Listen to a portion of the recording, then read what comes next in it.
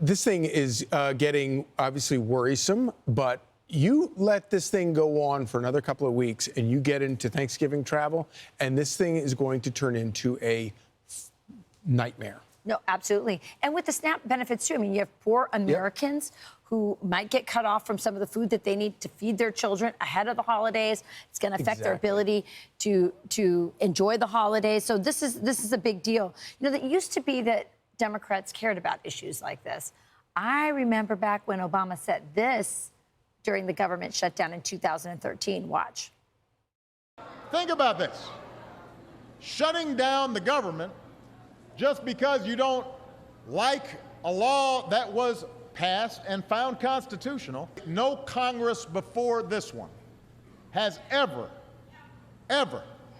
in history been irresponsible enough to threaten default, to threaten an economic shutdown, to suggest America not pay its bills, just to try to blackmail a president into giving them some concessions. We're not going to submit to this kind of total irresponsibility. Congress needs to pay our bills on time. Congress needs to pass a budget on time. Congress needs to put an end to governing from crisis to crisis. If Republicans do not like the law, they can go through the regular channels and processes to try to change it. That's why we have elections. You do not threaten the full faith and credit of the United States of America.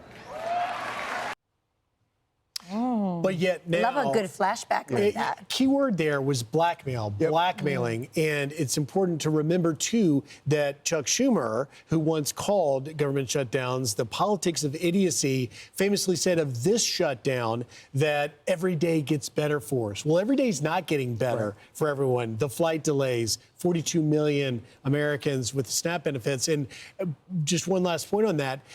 Hakeem Jeffries. So Washington is run by the big four leaders, right? The majority leader and the Speaker of the House, and the minority leader, and the minority leader in the House as well. And yet Hakeem Jeffries, out of every House district in the country, Hakeem Jeffries is the sixth most impacted by SNAP benefits. 43% of his district is enrolled in SNAP. So you would think that Schumer, who led us into this shutdown, and Hakeem Jeffries, who is among the most impacted, would come to the table and say this needs to end. And I think, you know, obviously both sides are trying to blame one another, but the facts remain. Bipartisan majorities in both the House and the Senate voted to keep the government open at Biden spending levels.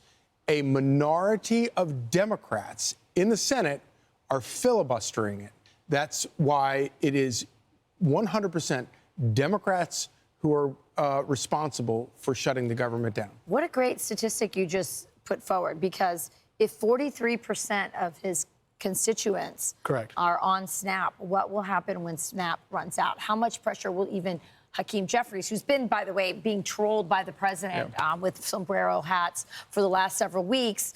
Now he's actually maybe getting trolled by his own constituents, may not be able to come home for the holidays because they're not going to get their SNAP benefits before Thanksgiving unless he relents. The answer to that, Rachel, is he's either just being pressured by the far left progressives that want Democrats to just fight back and cause these problems, which are self-sabotaging, or he's in denial. I'm Steve Doocy. I'm Brian Kilmeade. And I'm Ainsley Earhart. And click here to subscribe to the Fox News YouTube page to catch our hottest interviews and most compelling analysis.